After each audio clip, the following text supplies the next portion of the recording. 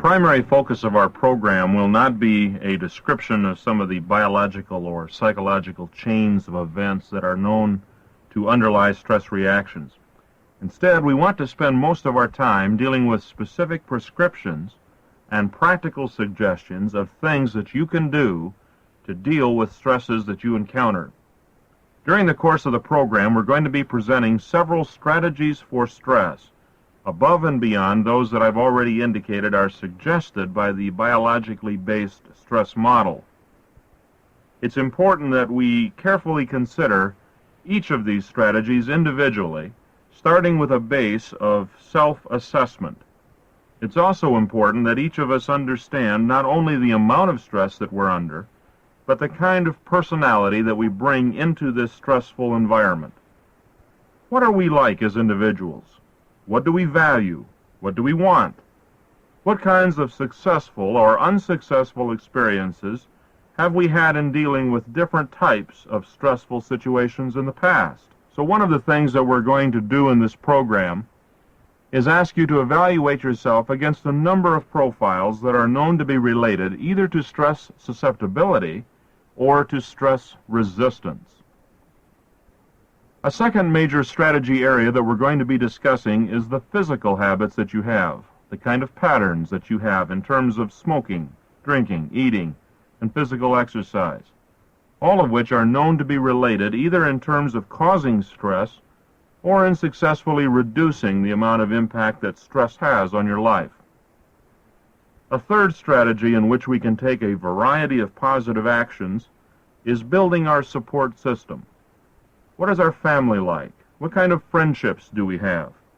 Do we have social supports? Are there other people present who can help us deal with the stress that we're having? It is known, for example, that older people who live in old age with their spouse tend to live longer than those who are single. It is known that people who have pets will live longer than people who do not have pets. Having someone to relate to, even a pet, can be a positive stress remedy. And so we want to take a good close look at that support system. Nobody is in this world by himself. And if we are feeling that we are too alone, what can we do to take some positive action there? A fourth major strategy area we're going to take a look at, and kind of an exciting and a fun one, is the question of how we can strip our lives of stressors. We've indicated that the model of stress management suggests that we avoid stresses. And where can we systematically avoid situations that are difficult for us? A fifth strategy is to take a good close look at how much we care for ourselves. What is our self-esteem? What is the picture we have of ourselves? Are we still carrying a lot of negative tapes in our own minds? Are we continually saying to ourselves, I'm inadequate, I'm fearful, I can't do it? If so, we may be crippling ourselves and in fact have internalized a number of stressors that are far more damaging to us than the external stressors that the world is placing upon us.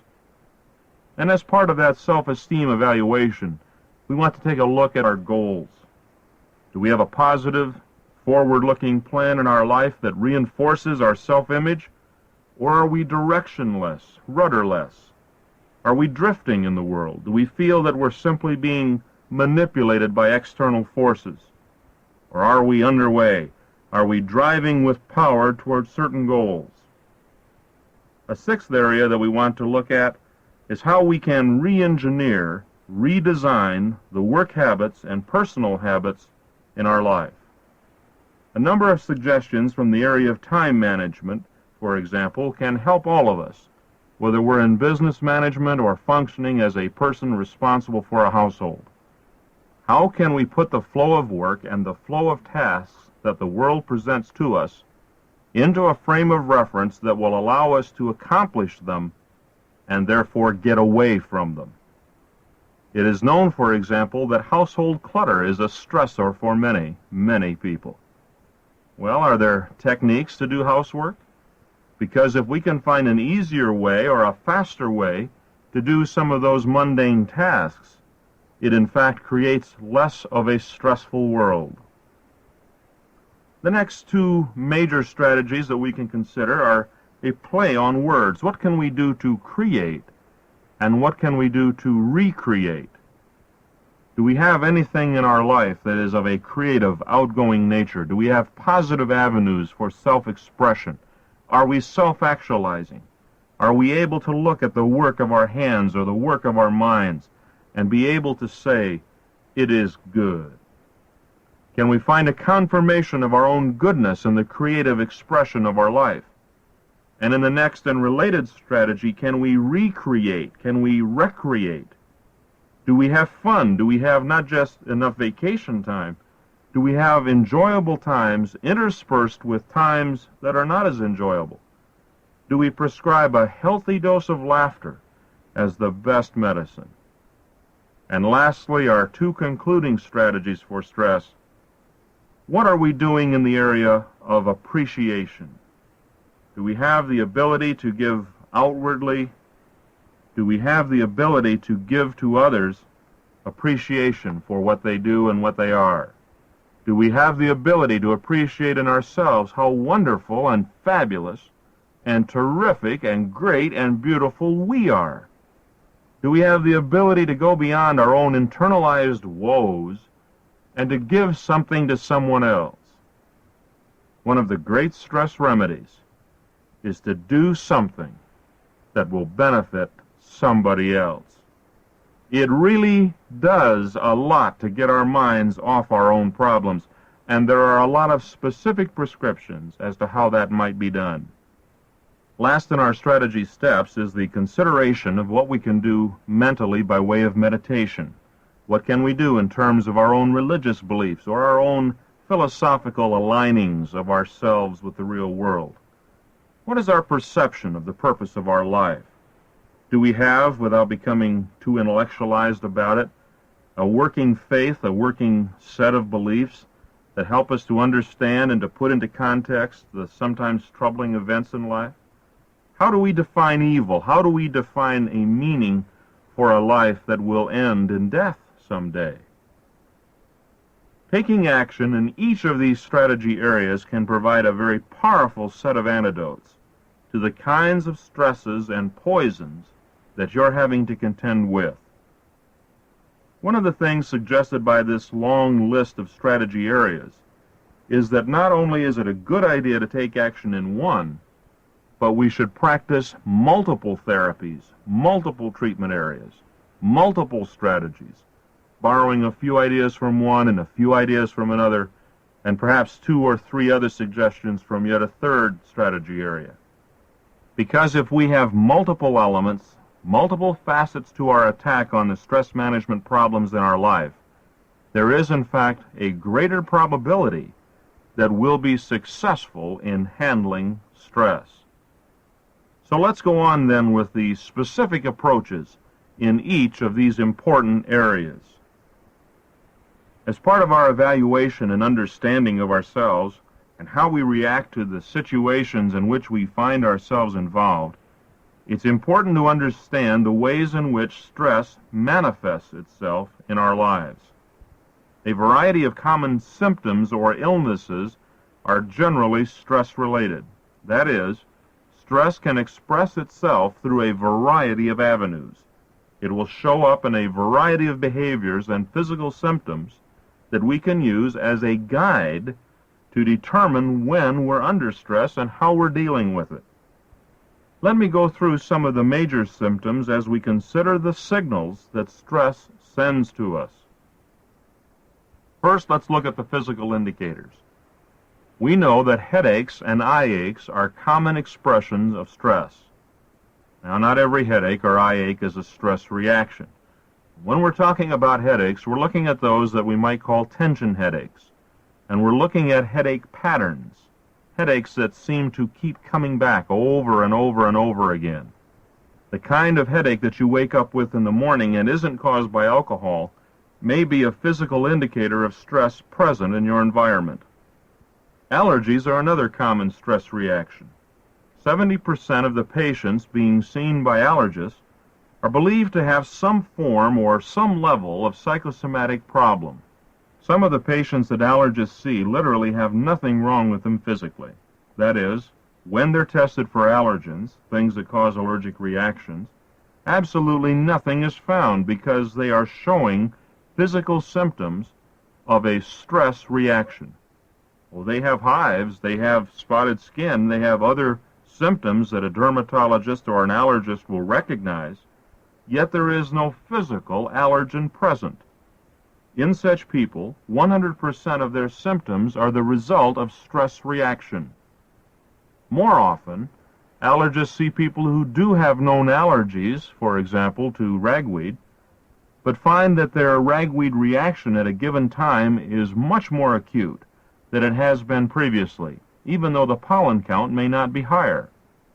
What's happening is that stress is exacerbating or worsening an existing condition. Another means by which stress is physically exhibited is the common cold. Watch for this, particularly in children. I'm talking about the kind of cold that keeps recurring. Little Johnny has colds all winter long. What's happening in Johnny that causes the red eyes and the runny nose and so on? Can he verbalize to his parents, gee, Mom and Dad, as I consider the stress model and as I consider the various strategies for stress and my stress points on the stress test that I've taken, all indicate I'm in trouble. No, he can't verbalize any of that. So he goes to Mom and Dad and he says, Mommy, I got a cold. And what Johnny has learned is that he can avoid having to go to school with Miss Potts. And this is a way in which he can not only avoid Miss Potts, but can stay in his room and play with the toys and watch television. I'm not suggesting that all headaches, eye aches, colds, and allergies are caused by stress. Many of them have nothing at all to do with stress reactions.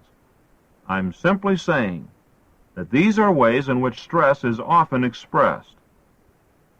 Other physical symptoms include back pain. An interesting thing about back pain is that it is commonly reported among those who are physical laborers. The college-educated complain more about allergies. College-educated people may understand allergies better and therefore are more susceptible to them as stress symptoms. And employers should understand that while some employee back problems can be caused by heavy lifting or poor training in how to lift, they can also, in fact, be caused by stress, simply because that is a socially acceptable pain to have in that worker's environment. How about excessive fatigue? Have you ever had a period of time in your life where you didn't seem to be able to recharge the batteries? After 8 hours, you were still tired when you woke up? You used to be able to recharge on the weekend. Now you take 3 days on a long weekend and you still can't seem to quite get your act together. Is it just that you're getting older? Maybe this excessive fatigue is a tiredness of dealing with the world that you're experiencing. We know that there are other hormonal changes that occur. Menstrual changes and impotency are often stress-related, and these are typically temporary problems. They occur with the onset of a stressful period of time. It is a way in which the body sends a signal that says, hey, something's out of whack in the biochemistry here, and things do not function the way they normally would function. Increased blood pressure is a commonly understood associated symptom of stress. As the heart is pumping harder and harder, trying to deal with the world around it, the blood pressure literally is going up. Consider ulcers, colitis, upset stomach. Have you been pumping a lot more Tums into your system lately? These are common reactions. As that blood flow is diverted away from the digestive processes to the skeletal muscles to contend with the fight or flight needs that you may have, the stomach is left with decreased blood supply, is unable to continue to process any food. Under stress, the body has increased its output of hydrochloric acid, and that irritates the stomach lining. We know that these are problems associated with stress. Our resistance to disease is not as high as normal because the white blood cell count under conditions of stress decreases. Consequently, people who are stressed are more likely to catch other kinds of secondary illnesses, the primary problem having been that their normal defense mechanism has been sidelined or lowered. And of course, there's the heart attack or the stroke. In these cases, the body finally gives up, unable to contend with the load. Do you know what your physical symptoms are? Some people, as we've gone through this list, have been able to identify one or two. I certainly have some of these. The headache or the eye ache are typical stress expressions for me. I'll occasionally have more allergic reactions in the fall than I might otherwise have. And I've come to know and to welcome these symptoms because I realize that my body is sending me an eloquent message. It cannot verbalize this message, but it is raising a red flag, and it is saying, Clay, something has gotten out of whack in your life. Clay, take a look at what's going on in your life with the load that you're currently experiencing. And when you see these kinds of physical symptoms, don't be ashamed of them. Don't think that you should not have them. Do not feel bad that you have had to miss a day of work. Instead, ask yourself the question that the symptoms should prompt in you, and that is, what is going on in my world right now, and what needs to be changed? What can I do to help my body rather than having to deal with an illness or deal with a physical problem?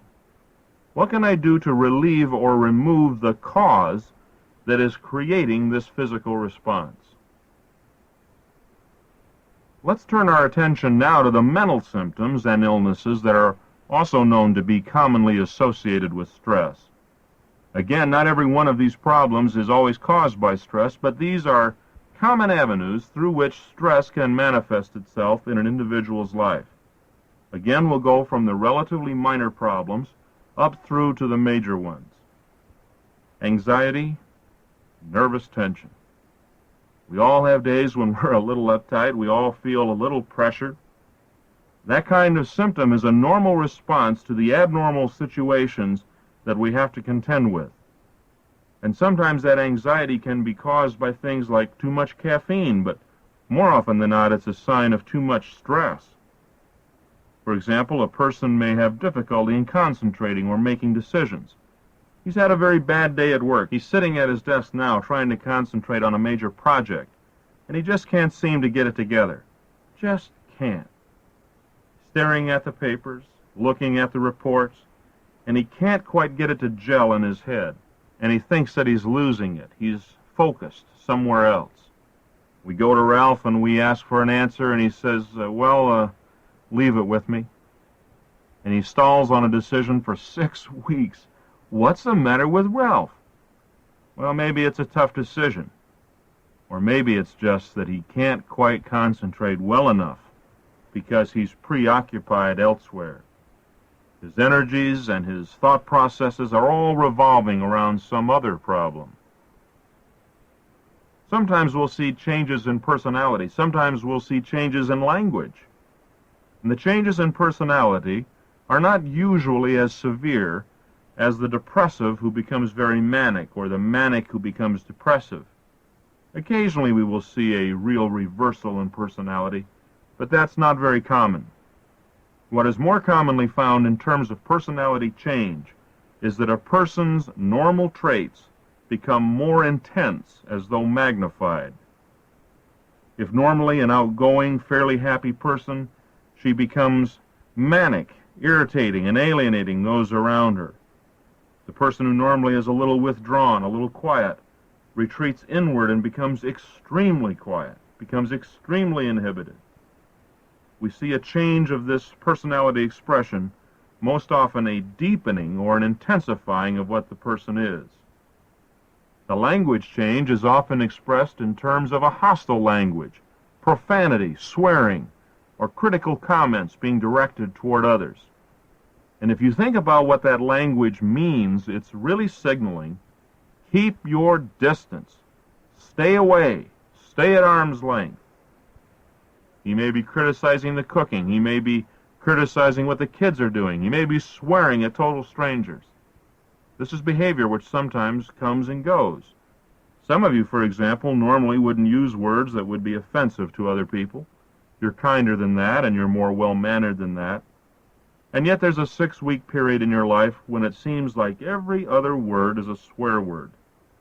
And if you're living with such a person, it's sometimes tempting to say to them, hey, God's going to get you for that, which does nothing but add an additional stressor called guilt into their life. Perhaps instead of doing that, what you might want to say to that person is, Mary, Bill, tell me what it is that's happening in your life that makes you feel the need to use that kind of language. Is there something you want to talk about? Sometimes that language change will revert to a more normal vocabulary later when the stressful situation has resolved itself. We're all aware of the person who, as part of his behavior pattern, is a griper, complainer. He's irritable. He's never pleased. And it is kind of an ineffective way of dealing with the world. But what he is doing is trying to put some distance between himself and the current situation. By making a complaint or by criticizing what somebody else is doing, what he's really saying is, I'm okay, they're not okay. It's kind of a denial of the reality of his own current feelings of inadequacy or inferiority. He doesn't want to accept the responsibility for what may be a bad situation. And so he gripes, complains about what others are doing. It's Freud's classic projection defense. Another symptom, depression, or the blues, or what some call the blue means. I'm not talking about the normal cycles of up and down that we all experience every day, but the person who gets down gets really down and stays down for a long period of time. Depression is probably the most common form of mental illness that you are ever going to see. You're likely to see it in a family situation. You're likely to see it in a work situation. And the depression reaction is of a person who has become very apathetic, feels beaten down, feels defeated, just doesn't seem to know how to cope. It's a real drifting period in their life. It's certainly a more severe problem, and as I said, probably the most visible form of mental illness in society generally. One of the other mental symptoms sometimes associated with stress is insomnia.